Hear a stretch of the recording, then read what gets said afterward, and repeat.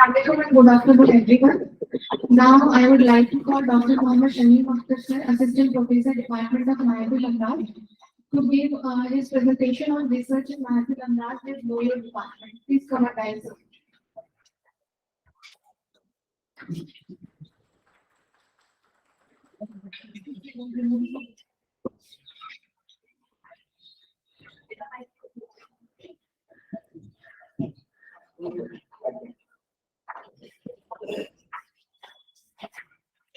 Assalamualaikum. Myself, Dr. Mohammad Shameem Akhtar. Today, I am going to deliver lecture on research in Mayatul Amraj. सब ये research इन मायातुल अमराज ने बल्कि department का introduction है कि आपके डिपार्टमेंट में क्या क्या अवेलेबल है।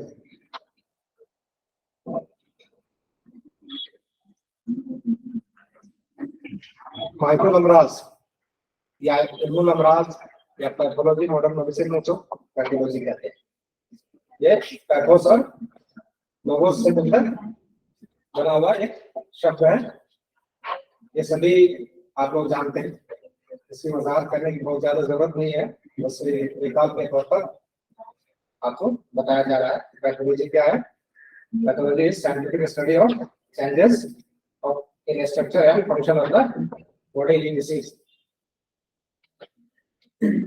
सर विलियम ऑस्लर का एक कॉल है, your practice of medicine will be as good as your knowledge of pathology.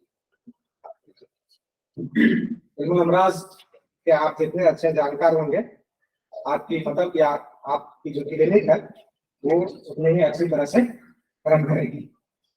इस कॉल की रोशनी में अगर आप इस सब्जेक्ट की अहमियत को समझ सकते हैं या तमाम टीम में इस सब्जेक्ट की क्या अहमियत है, क्या इम्पोर्टेंस है इसकी, वो इस कॉल की रोशनी में समझने में बहुत आसान हो जाता है। सर विलियम ऑस्लर का पैथोलॉजी में क्या मकान है, उसको जानने के लिए आप हिस्टोरिकल बैकग्राउंड में जाइए, तब समझ में आएगा कि वो बहुत ही बड़े पैथोलॉजी के जो जानने वाले हैं, जानकार हैं, उसका इल्म उनके पास है। इसीलिए उन्होंने अपनी मालूमात के विज्ञान पर ये कॉल कहा है।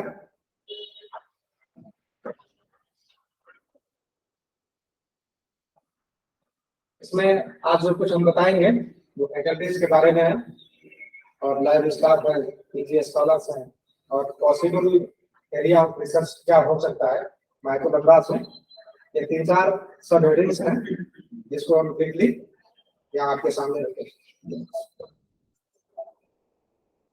किसी फैकल्टीज की अगर बात की जाए तो बर वक्त जो है इस कॉलेज में इल्मुल अमराज में 3 असातिज़ा हैं। प्रोफेसर तौहीद किबरिया साहब, डॉक्टर मोहम्मद शमीम अख्तर जो मैं यहाँ पे सामने खड़ा हूँ, और डॉक्टर अदीब अहमद साहब। प्रोफेसर तौहीद किबरिया साहब इस वक्त कॉलेज के हॉस्पिटल के सुपरिंटेंडेंट भी हैं और प्रिंसिपल भी हैं, और बाकी हम लोग असातिज़ा मिल करके कॉलेज की इस डिपार्टमेंट को देख रहे हैं। गवर्नमेंट की तरफ से अभी कुछ लोगों को दिया गया है, लेकिन बदकिस्मती से हमारे डिपार्टमेंट में जिसका सिलेक्शन हुआ है वो आए नहीं। कुछ लोगों के बारे में मालूम हुआ कि उन्होंने डेट एक्सटेंशन के लिए अप्लाई किया है। हमने भी उस लिस्ट में है या नहीं है, मुझे इसका इल्म नहीं है। मैं दुआ करूंगा कि वो उस लिस्ट में शामिल हो या उनको बाद में भी मौका दिया जाए, ताकि जो तलबा की जरूरत है इस डिपार्टमेंट में उसकी तकमील हो सके।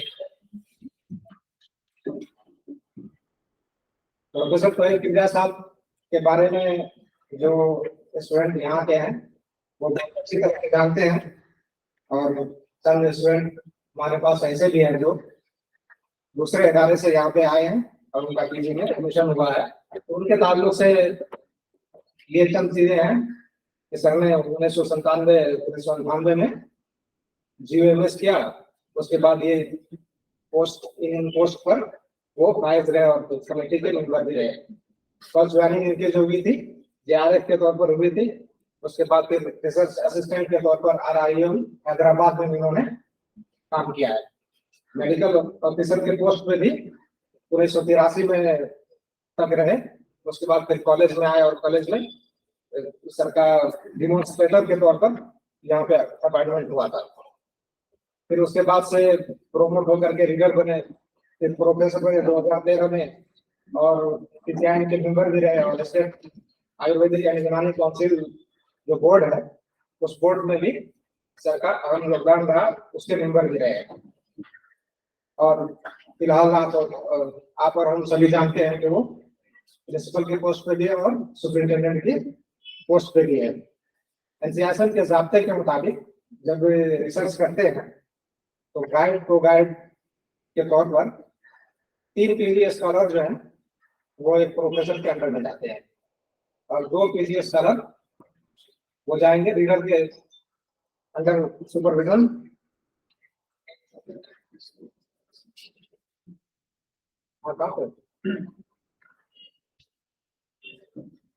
फर्स्ट फ्लोर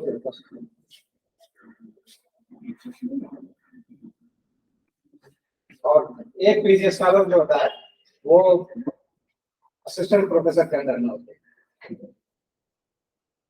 इस तरह से सर के अंडर में 3 पीजी स्कॉलर, रीडर कोई है नहीं, 2 लेक्चरर हैं, तो एक स्टूडेंट दोनों लेक्चरर के अंडर में जाते हैं, और एक हमारे पास रह जाता है, उसको हम किसी दूसरे डिपार्टमेंट से हेल्प लेते हैं, उनके अंडर गाइडेंस में उनका काम अंजाम दिया जाता है।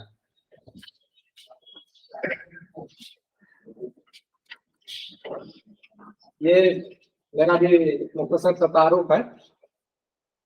मैंने ब्रिमिस जामिया हमदर्द से किया था 2005 में, और 2011 में मालदार से मैंने पीजी किया है NIM से।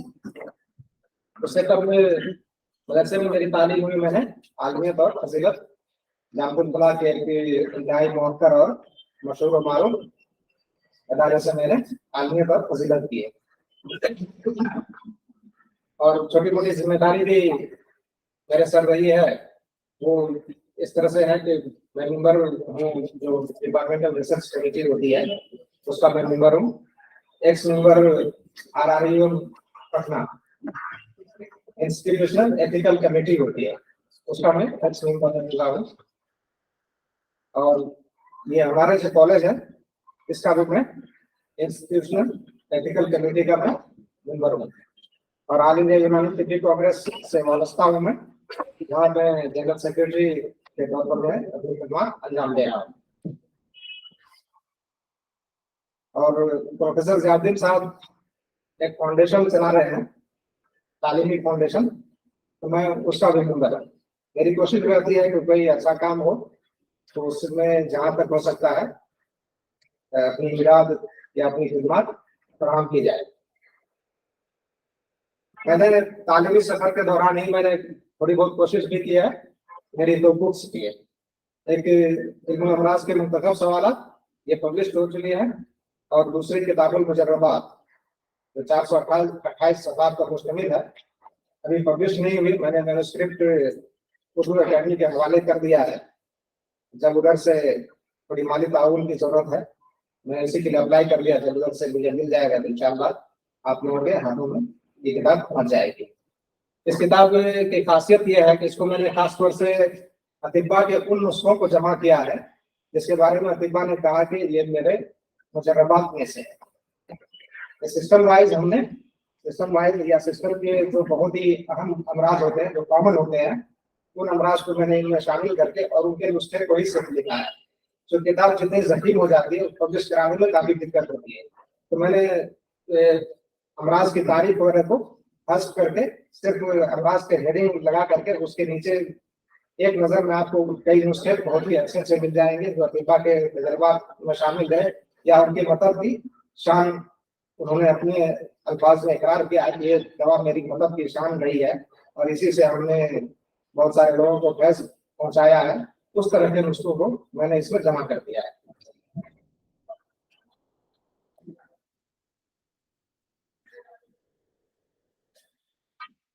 पब्लिकेशन के ताल्लुक से अगर मैं कहूँ तो मेरे बहुत ज्यादा पब्लिकेशन नहीं है, 11 टोटल 11 पब्लिकेशन है। क्योंकि मेरी तवज्जो ज्यादातर किताबों की तारीफ की तरफ रही है, किताबों को कंपाइल करना मैंने ज्यादा अहम समझा। तो चूंकि टाइम टेकन प्रोसेस होता है, उसमें लंबा वक्त दरकार होता है, तो मैंने उस पर अपना ज्यादा वक्त सर्व किया है। और टोटल पेपर्स जो रिसर्च पेपर्स हैं वो मेरे 11 पेपर्स हैं। डॉक्टर बात के ताल्लुक से मैं कहूँ तो डॉक्टर अलीम साहब भी इस शोबे में असिस्टेंट प्रोफेसर के पौधे पर फायज हैं और उनके क्वालिफिकेशन भी बीएमएस है और अल्हम्दुलिल्लाह उन्होंने इसी कॉलेज से बीएमएस किया है। तकरीबन 13 ईयर का एक्सपीरियंस है, तालीमी टीचिंग का उनका जो एक्सपीरियंस है 13 साल का है। फर्स्ट ज्वाइनिंग उनकी जो हुई थी वो सीतामढ़ी में 1993 में हुई थी और एनसीआर के ज़ाब्ते के मुताबिक एक पीजी के वो गाइड होते हैं। इस तरह से अब तक के 3 पीजी के वो गाइड है। पैथोलॉजी लैब की बात की जाए तो अल्हम्दुलिल्लाह पैथोलॉजी लैब भी बहुत अच्छी हालत में है पहले से। पहले के मुकाबले में बहुत सारे इक्विपमेंट्स और मशीन हमारे पास मौजूद है, जिससे तलबा की बुनियादी जरूरत जो है उसकी तकमील हो जाती है। और हमारी कोशिश दिन ब दिन है कि उसमें और भी अच्छी चीजों को शामिल किया जाए। और आप लोग भी जान रहे हैं कि ये कॉलेज आज से 10 साल कब जो इसकी हालत थी और आज दोनों में बहुत फर्क है। रोज बरोज यहाँ पर डेवलपमेंट और तरक्की हो रही है। इंशाल्लाह और भी लाइफ को बेहतर बनाया जाएगा। और यहाँ एक प्रोजेक्ट में शामिल है कि एक सेंट्रल लैब होगा, तो सेंट्रल लैब में हाई लेवल के जो इक्विपमेंट्स होंगे वो उसमें लाया जाएगा, जो खासतौर से रिसर्च वर्क को बढ़ावा देने के लिए उसका इस्तेमाल किया जाएगा। पीजी स्कॉलर की अगर बात की जाए, अब तक जो पीजी स्कॉलर इस डिपार्टमेंट में आए हैं 2020 से पीजी की शुरुआत हुई है। 20-21 बैच में डॉक्टर मोहम्मद एजाजुद्दीन, डॉक्टर कदीर आलम, डॉक्टर शाहनाज बानो, डॉक्टर शगुफ्ता फातिमा और डॉक्टर शगुफ्ता परवीन शबाना नूर, ये हमारे डिपार्टमेंट के फाउंडर बैच में से। 20-21-22 में डॉक्टर अमानुल्लाह जमाली, डॉक्टर हसीना परवीन, डॉक्टर इमरान, डॉक्टर सिमरन खान और डॉक्टर साजिया हसन, डॉक्टर इस्मत हयात। और 22-23 में डॉक्टर तनवीर नूर, डॉक्टर अब्दुल्ला अंसारी, डॉक्टर मोहम्मद नेमतुल्लाह, जीनत परवीन, डॉक्टर सकीना बानो, डॉक्टर सादिया तबस्सुम, ये हमारे कॉलेज के पीजी स्कॉलर्स हैं। और आप लोगों का करंट बैच का नाम अभी ऐड नहीं किया है, ठीक है, तो करंट बैच वाले यही जो मौजूद हैं। रिसर्च टॉपिक की अगर बात की जाए तो ये अब तक हमने 2020 और 21 बैच के जो पैथोलॉजी के जो स्टूडेंट पीजी स्कॉलर्स हैं उनको हमने ये रिसर्च का टॉपिक दिया है, स्टडी ऑफ द लाइल बॉल in Unani medicine literature review. दूसरा है the explanation of pathogenesis of वर्म रहीम with special reference to pelvic disease. और तीसरा है कंसेप्चुअल एक्सप्लोरेशन ऑफ इस्तिफराग गैर तबी and its effect on body. चौथे नंबर पे study of etiology of decreasing trend in the mean age of puberty amongst girls. और पांचवा है स्टडी ऑफ इफेक्ट ऑफ एहतिबास गैर तबी इन फीमेल रिप्रोडक्टिव ऑर्गन्स। और छठा है scientific evaluation of safety issues in हिजामा in relation to pressure, duration and skin changes. ये हमारे डिपार्टमेंट की एक PG scholar doctor Shabana Noor है, उनके एब्स्ट्रैक्ट के ताल्लुक से ये सब डिटेल है। मैं थोड़ा बहुत डिटेल में नहीं जा पाऊंगा क्योंकि मैं बहुत मसरूफ हूँ। एक जुमले में मैं कहूँ तो बहुत अच्छा इसका वर्क रहा है और ओरल प्रेजेंटेशन में ये फर्स्ट प्राइज भी हासिल कर चुकी है।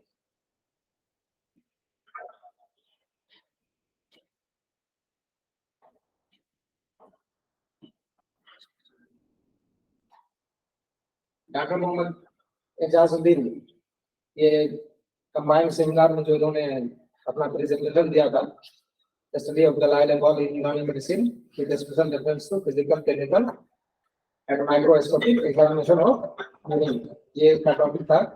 और This is a departmental presentation जो था South India Diagnosis and Management Using System of Medicine. Abstract भी लिखा है इसने, दलाल बॉल इन यूनानी system of medicine.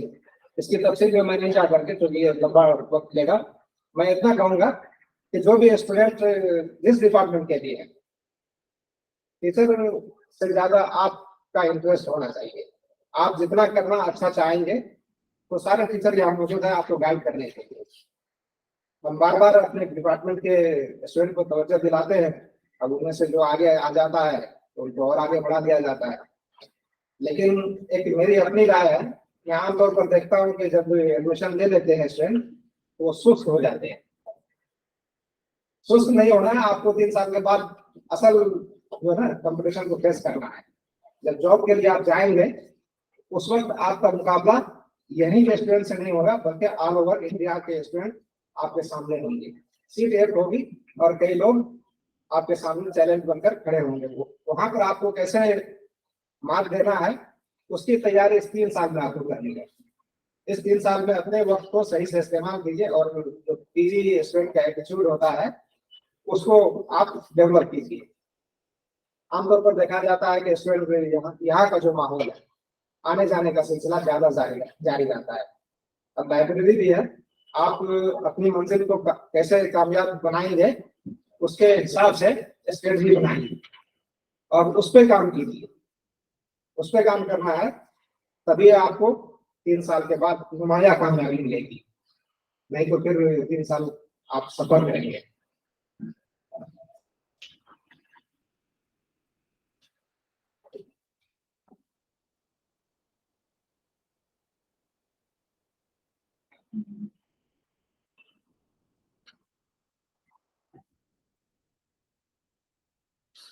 Possible area of research के ताल्लुक से ये स्लाइड्स हैं।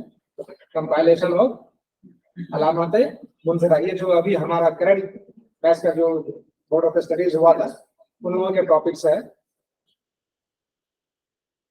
यूनानी diagnostic approach to common kidney disease, doctor Mohammad Imran का ये था टॉपिक। और शुभिस्ता फातिमा तैयबी, ये भी हमारे स्कॉलर हैं और अल्हम्दुलिल्लाह इनकी 2 किताबें भी है, इनकी 2 किताबें भी और लगभग 5 के करीब इनके पेपर्स पब्लिश हो चुके हैं। डॉक्टर शाहनाज मोहम्मद, ये सब डिपार्टमेंटल जो प्रोग्राम वीकली प्रोग्राम जो होता है उसका डिस्क्रिप्शन है, इसको अवॉइड कर रहे हैं। अमीर आलम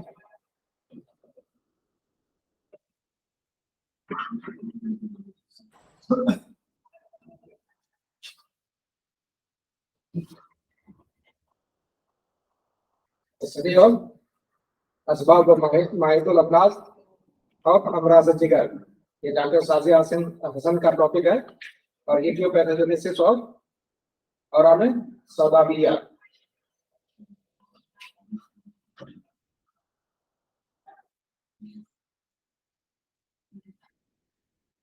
और स्लाइड्स डॉक्टर सलमान वो आपने ना शायद गलत स्लाइड दे दी है। प्रतीक भाई आपको मैंने वो किया व्हाट्सएप किया, प्लीज स्टार्ट कर दीजिएगा।